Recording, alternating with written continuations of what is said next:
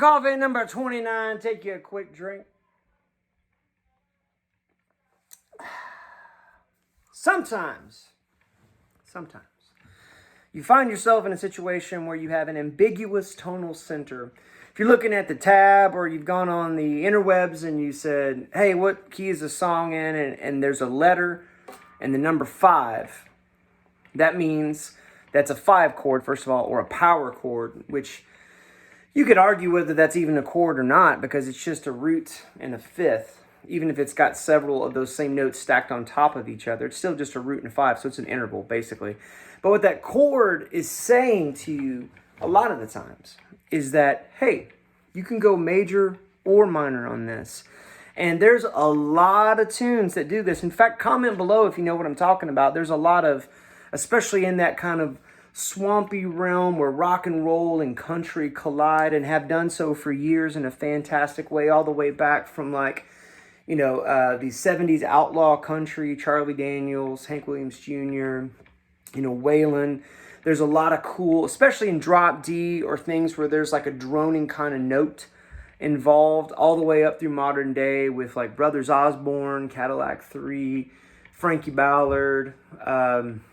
Luke Combs has got a lot of stuff where you've got that real visceral, almost like grunge country, right? And I love it. I dig it. And what's cool is a lot of times when you're playing that, you can insert the major third where it hasn't been, and the ear will accept it, and it creates kind of an interesting sort of tension or like a fresh flavor amidst all that minor tonality stuff. And let me show you what I'm talking about. I was thinking about you guys as I was preparing for this, and I was poking around on the old YouTubes, and I found this great backing track. That one right there with the SG, with the mini buckers.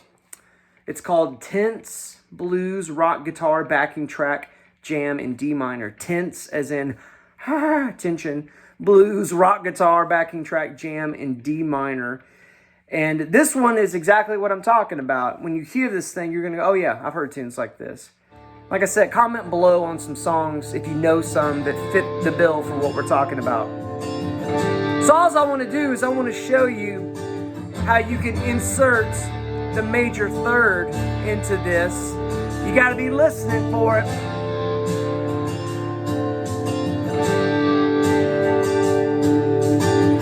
Let's try it.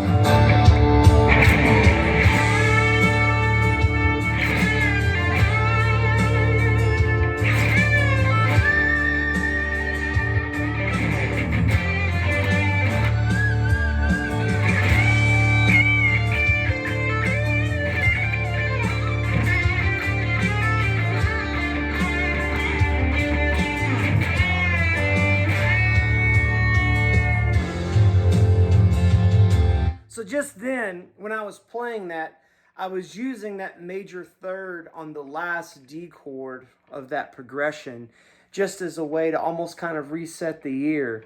Or another way to say it, like, it's kind of a milestone, like, okay, here's where we are, right? And then when this thing kicks into the chorus,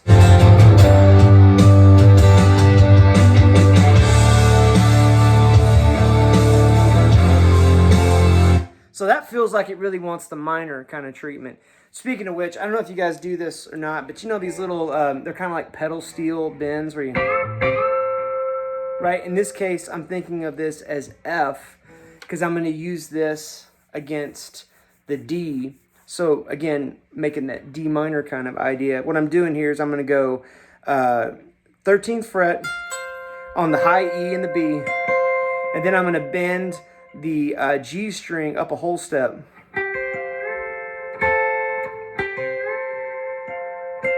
And if you're on a nice clean tone, that sounds kind of, pretty and pedal steely. But if you're on a distorted tone,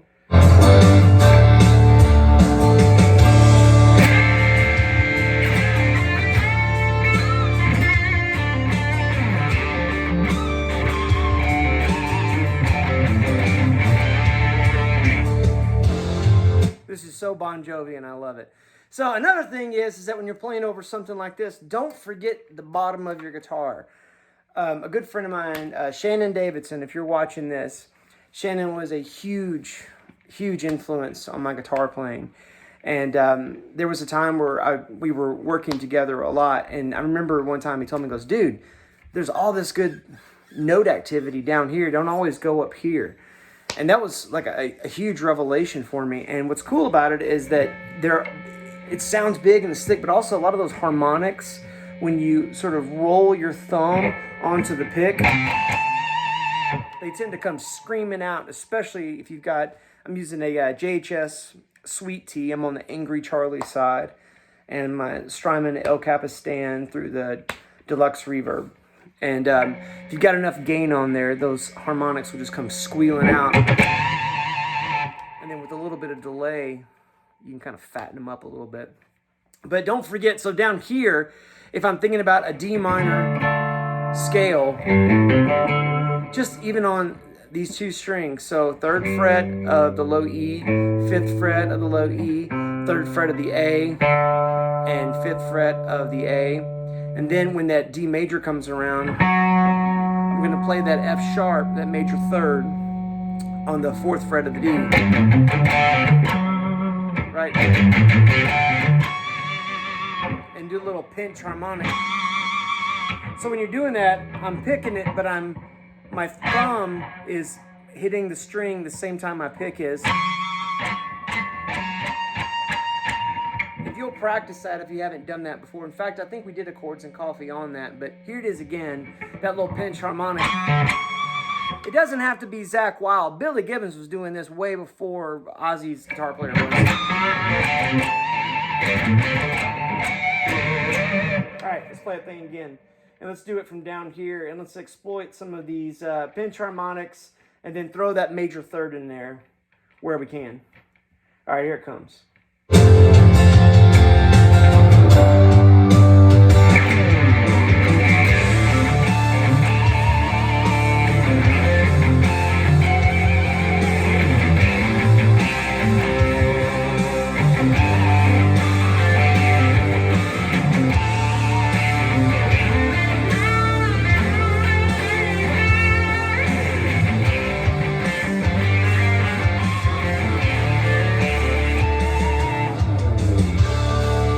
How there's a cool call and response. I know I played a wrong note in there, but I went with it. It sounded all right. So there's a cool call and response thing that you can do while you're playing. If you go up here,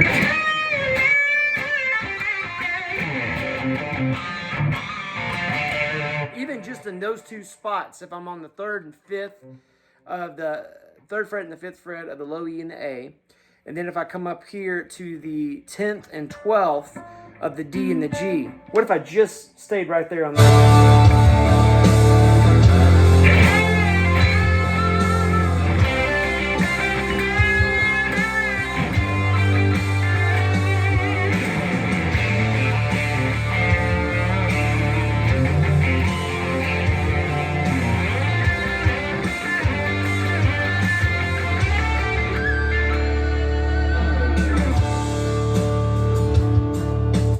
So now this thing is giving me the chords. And there it is. That's that D5 I'm talking about. And then when it actually says D minor 7, that the chord they're going to at that point is from this D5 thing here, where they're just playing 5 on the A string, 7 on the D, and 7 on the G, up to the exact same idea, but this time on the 8th fret and the 10th fret for that F. And they're probably just playing that while the bass player is holding down that D. You get what I'm saying? You can go back and forth between the major and the minor, and it's really cool. And some of y'all are like, yeah, I've known that. That's old news. Well, check it out. You can also imply a dominant 7 kind of thing over that, where you're really, again, none of these chords, with the exception of the minor 7, have any sort of clear indication of like a D7 kind of vibe. But this is also, because it's just, again, a D and an A, it's ambiguous enough where you can throw that in there also. Let me see if I can do that.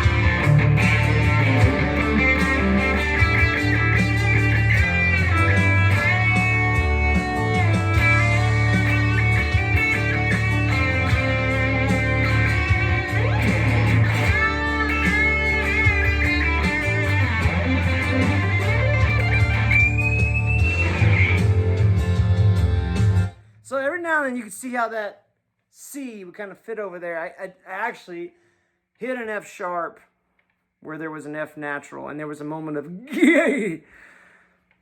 Sometimes you're running in the backyard, playing football with your friends, and you step in something you wish you hadn't stepped in. Scrape it off and keep on going, friends. Life's too short to spend all your time looking at the poo on your shoe. You may quote me. Anyway, I hope that helps you. This is a great backing track to play that sort of thing with. So again, the easiest way I think to think about this is rather than thinking about D minor pentatonic and then B minor pentatonic, because there's really not enough time. I mean, if you're fast enough, you might be able to rip that D major / B minor pentatonic and then into the D minor. But it goes by so fast. Just adding that note right there. So if I'm in D minor pentatonic, it is the 11th fret of the G string, right? Right? Just adding that note, or down here on the 9th fret of the A string.